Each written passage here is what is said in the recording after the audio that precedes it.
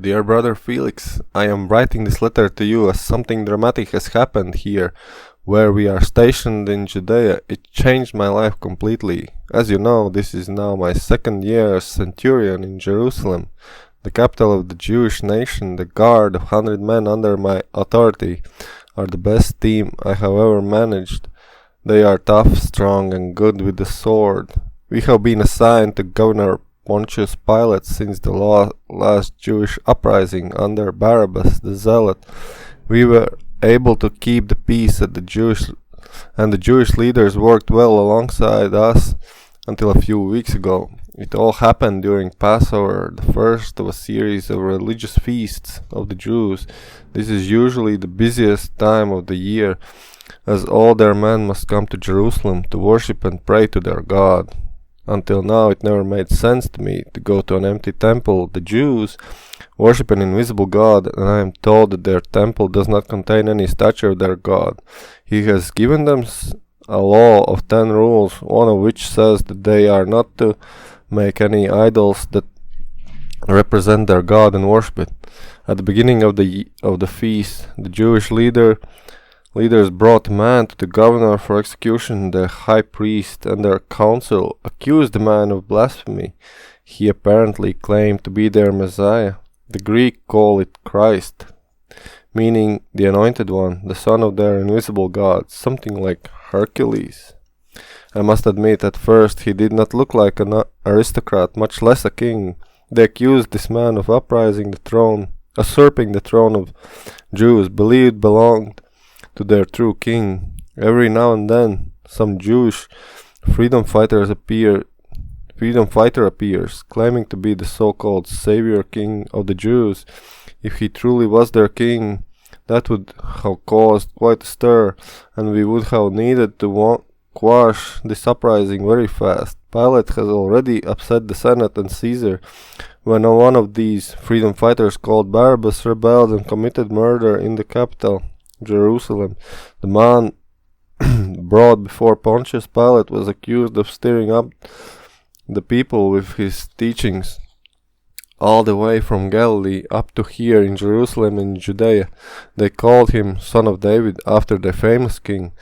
It is said that he healed the sick and even raised the dead. Some said he was a god. According to the religious rules, humans claiming to be God are to be executed, but no one has such authority except Roman governor. So the Jewish leaders brought this man to Pontius Pilate to be executed on their behalf. As governor of Jerusalem and head of the judicial system, or prefect has duties that extend beyond military matters. Therefore my troops were assigned to be a police force rather than a military power. The Jews were so excited and unruly.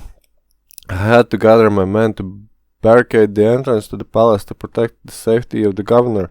We took the man inside the palace for the governor to interrogate. When asked whether he was the king of the Jews, his answer was strangely positive. It was, as you say. He stated that his kingdom is not of this world and that his followers are not freedom fighters as we would understand it. This man was from Nazareth of Galilee, under the jurisdiction of the Jewish king Herod Antipas.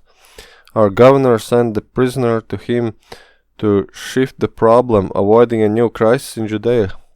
Conveniently for us, Herod was also in Jerusalem for the feast. The king seemed quite amused at first by this man and asked him to perform some miracles. When the man did not do so, Herod quickly changed attitude in the presence of his men of war. He dressed the prisoner as king, draping him in a purple robe, and had him mocked and humiliated. King Herod ordered the accused to be sent back to Governor Pilate with greetings for having the honor of interviewing this pathetic king of the Jews. One thing I noticed, that man did not speak to defend himself, while the Jewish leaders vehemently attacked him with all sorts of hollow accusations. He remained calm and collected, showing noble presence, as if he could foresee his future. With the Jewish leaders in tow, I took the king of the Jews, as he was now called, back to the governor's palace. visibly agitated to have the crisis back. Pilate had a long discussion with the Jewish leaders regarding the execution they demanded. One thing was clear: neither Herod nor Pilate found anything in this man that deserved the death penalty.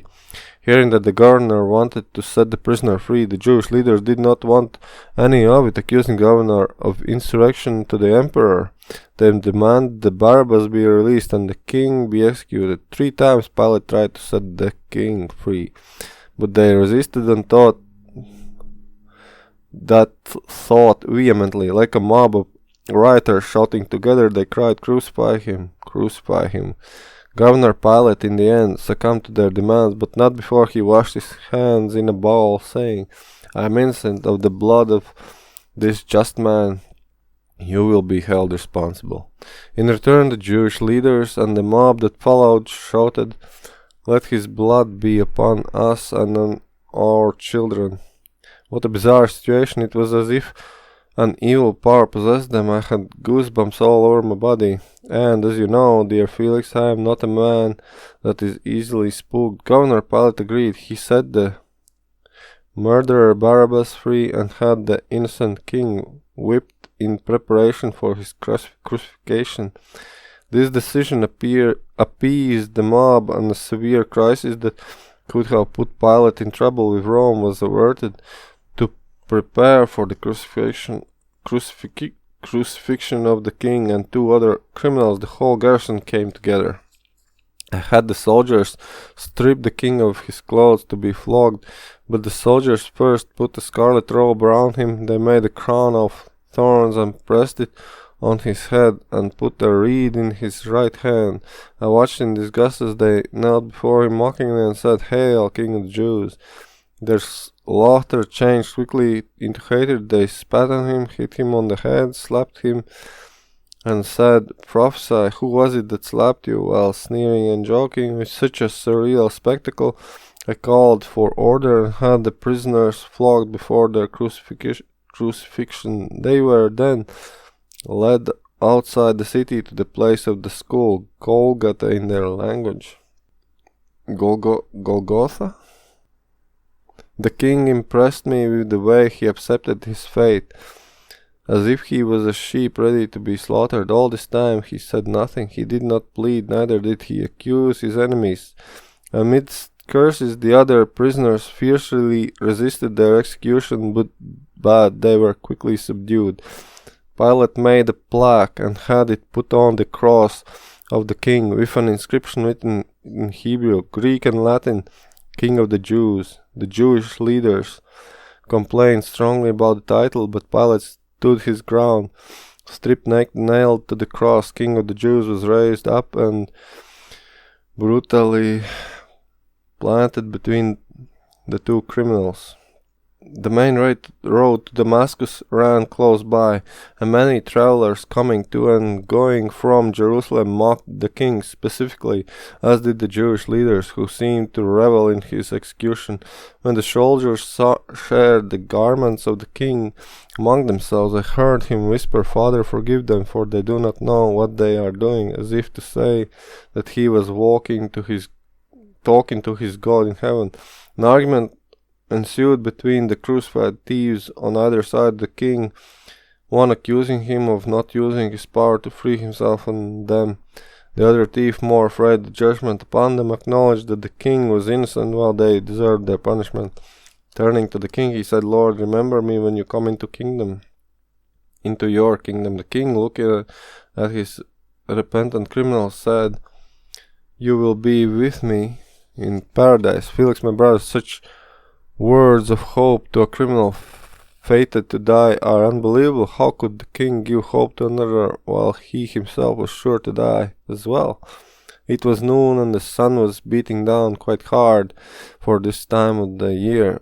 A few crying women stood nearby the cross of the king. A young man took the older among them to see the king.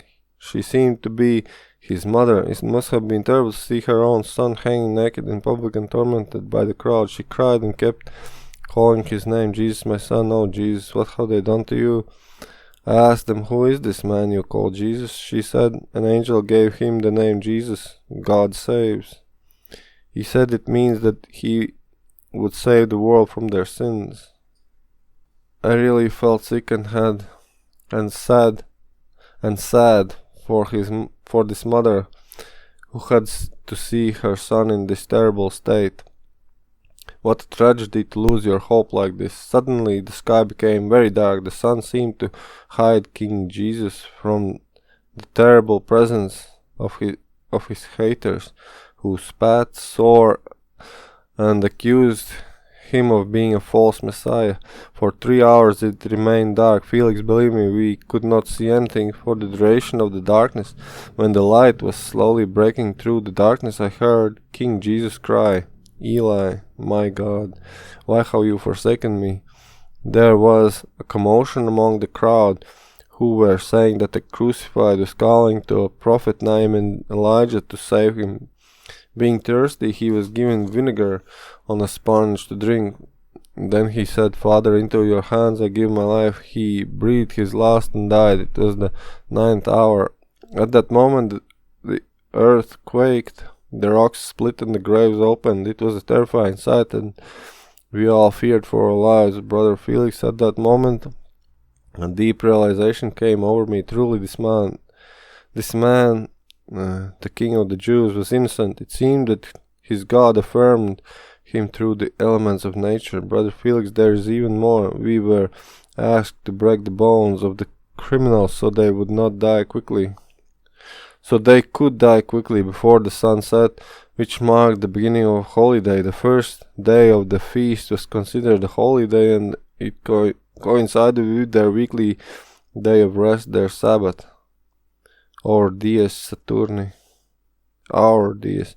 According to their law, no criminal was supposed to hang on a pole past sunset, and it would defile their land.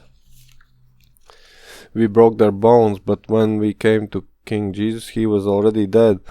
Just to make sure, one of my soldiers pierced his side with a spear. Water and blood gushed from the wound. The man Jesus was dead. After a while, a rich Jewish leader came and took the king from the cross to a nearby grave. He was buried in the rich man's cave. Tired, we went back to our barracks. It felt like such a long day. Very early next day, we were summoned to the governor's palace. The Jewish leaders were in an argument with Pilate again. This time they wanted the Roman seal to secure the entrance to the grave. Apparently the king had said he would rise from the dead on the 3rd day. I thought to myself, this man rises from the dead in 3 days, then truly he is the Son of God.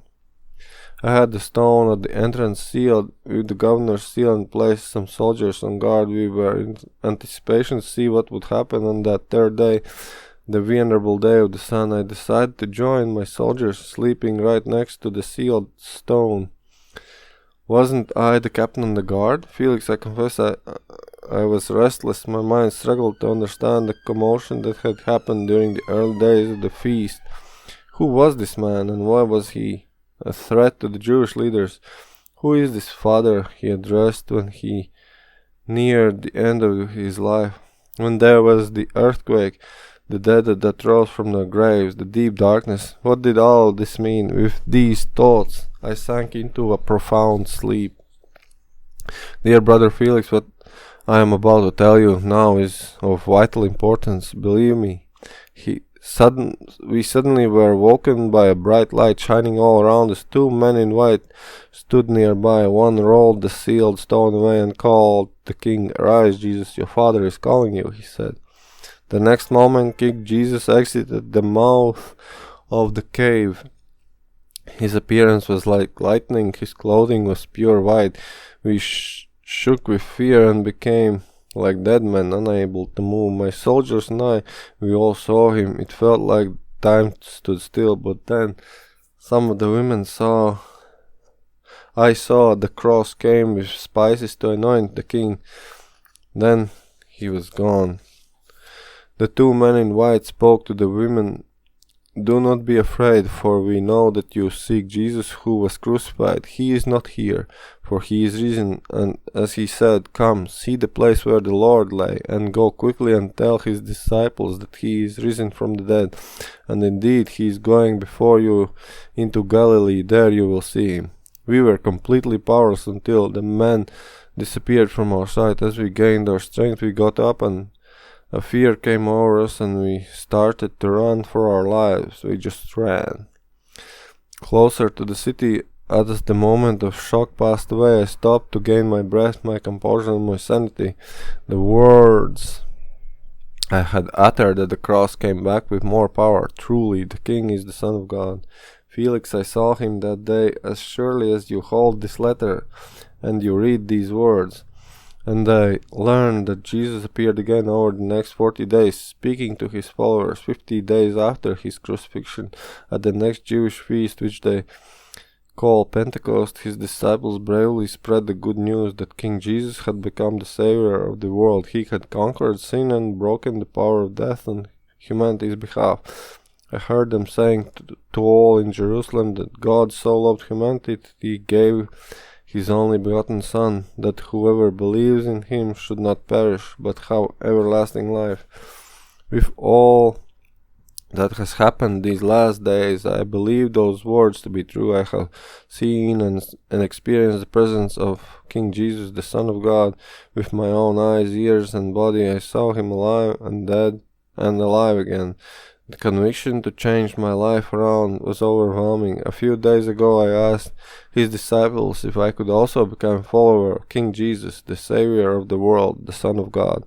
I am a new person, Felix. The rough legionary captain in me has been buried, so to speak, and I feel as if I have been resurrected to a new life. My dear brother, what I have seen and heard, I declare to you, that you also may have fellowship with all of us who believe in King Jesus and his Father in heaven. My heart is full, therefore I wrote these things to you, so that your joy may be full too. Please send my greetings to Priscilla, your wife, and to all your friends in Rome, all our friends. I hope that none of you will be ashamed by my story, but that all of you will come to know the King as I have.